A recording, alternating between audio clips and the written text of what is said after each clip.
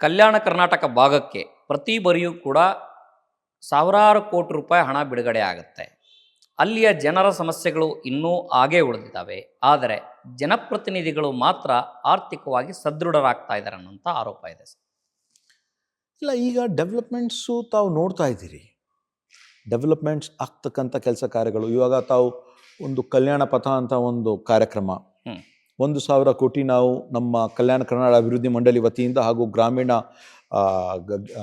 RDPR department ವತಿಯಿಂದ, ಗ್ರಾಮೀಣ ಅಭಿವೃದ್ಧಿ ಇಲಾಖೆ ವತಿಯಿಂದ ಇಬ್ಬರು ಸಹಭಾಗಿತ್ವದಿಂದ ನಾವು ಸೇರಿ ಇವತ್ತು ನಾವು ಇಬ್ಬರು ಸೇರಿ ಪ್ರಿಯಾಂಕ್ ಖರ್ಗೆ ಅವರು ಮತ್ತು ನಾವು ಸೇರಿ ಅಲ್ಲಿ ಇರ್ತಕ್ಕಂಥ ಜನರಿಗೆ, ಹಳ್ಳಿಯಲ್ಲಿರ್ತಕ್ಕಂಥ ರಸ್ತೆಗೆ ಸಬಲೀಕರಣ ಆಗಬೇಕು, ಅನುಕೂಲ ಆಗಬೇಕು ಅಂತ ಒಂದು ಕಾರ್ಯಕ್ರಮ ಮಾಡ್ತಾ ಇದ್ದೀವಿ. ಮುಂದೆ ಬರ್ತಕ್ಕಂಥ 8ನೇ ತಾರೀಕಿಗೆ, ಮಾರ್ಚ್ 8ನೇ ತಾರೀಕಿಗೆ ಮಾನ್ಯ ಮುಖ್ಯಮಂತ್ರಿಯವರು ಹಾಗೂ AICC ಅಧ್ಯಕ್ಷರು ಮಲ್ಲಿಕಾರ್ಜುನ್ ಖರ್ಗೆ ಸಾಹೇಬರು ಬಂದು ಅದರ ಒಂದು ಅಡಿಗಲ್ಲು ಮಾಡ್ತಾ ಇದ್ದಾರೆ.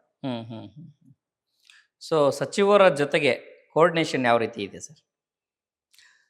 ನಾವು KKRDB ಬೋರ್ಡ್ ಅಂದರೆ ಎಲ್ಲ ಮಿನಿಸ್ಟ್ರ್ ಜೊತೆ ನಮ್ಮ ಕೋಆರ್ಡಿನೇಷನ್ ಇರಲೇಬೇಕು. ಎಲ್ಲ ಮಿನಿಸ್ಟ್ರ್ ಜೊತೆ ನಮ್ಮ ಮೇನ್ಲಿ ಇರ್ತಕ್ಕಂಥ ನಮ್ಮ ಭಾಗದವರು ಮಂತ್ರಿಗಳು, ಈಶ್ವರ್ ಖಂಡ್ರೆ ಅವ್ರ ಜೊತೆ ನಮ್ಮ ಸಂಬಂಧ ಭಾಳ ಒಳ್ಳೆಯದಿದೆ. ಅವರು ಬೀದರ್ದವರು. ಪ್ರಿಯಾಂಕ್ ಖರ್ಗೆ ಅವರು ಕಲಬುರಗಿಯವರು, ಭಾಳ ಮೊದಲಿಂದ ಅವ್ರ ಜೊತೆ ಆತ್ಮೀಯತೆಯಿಂದ ಇದ್ದೀವಿ. ಅದ್ರ ಜೊತೆ ಇಲ್ಲಿ ಶರಣಬಸಪ್ಪ ದರ್ಶನಪುರ ಅವರು ಯಾದಗಿರವರು, ಅವರು ನಮ್ಮ ತಂದೆಯ ಸಮಯದಿಂದ ಅವ್ರಿಗೆ ಒಂದು ಭಾಳ ಒಂದು ಅನ್ಯೋನ್ಯವಾದ ಇರತಕ್ಕಂಥ ಒಂದು ಸಂಬಂಧ. ಡಾಕ್ಟರ್ ಶರಣ್ ಪ್ರಕಾಶ್ ಪಾಟೀಲ್ ರಾಯಚೂರು, ಅಲ್ಲಿದ್ರೂ ಕೂಡ ಇವಾಗ ನಮ್ಮವರೇ ಆಗಿದ್ದಾರೆ.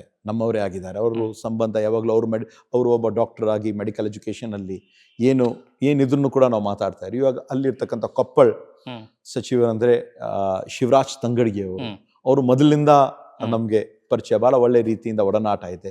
ಮತ್ತು ಅಲ್ಲಿ ಹೋದರೆ ನಾವು ವಿಜಯನಗರ ಆಗಲಿ ಮತ್ತು ಬೆಲ್ಲಾರಿಯಲ್ಲಿ ಜಮೀರ್ ಅಹಮದ್ ಖಾನ್ ಅವರು ಯಾವಾಗ್ಲೂ ನಮ್ಗೆ ಭಾಳ ಮೈನಾರಿಟಿ ಡೆವಲಪ್ಮೆಂಟಲ್ಲಾಗಲಿ ಭಾಳ ಒಂದು ಒಳ್ಳೆ ಕೆಲಸವನ್ನು ಅವರು ಕೂಡ ಮಾಡ್ತಾ ಇದ್ದಾರೆ. ಅದನ್ನು ಕೂಡ ಒಂದು ಒಳ್ಳೆ ರೀತಿಯಿಂದ ಒಂದು ಸಂಬಂಧಗಳಿವೆ.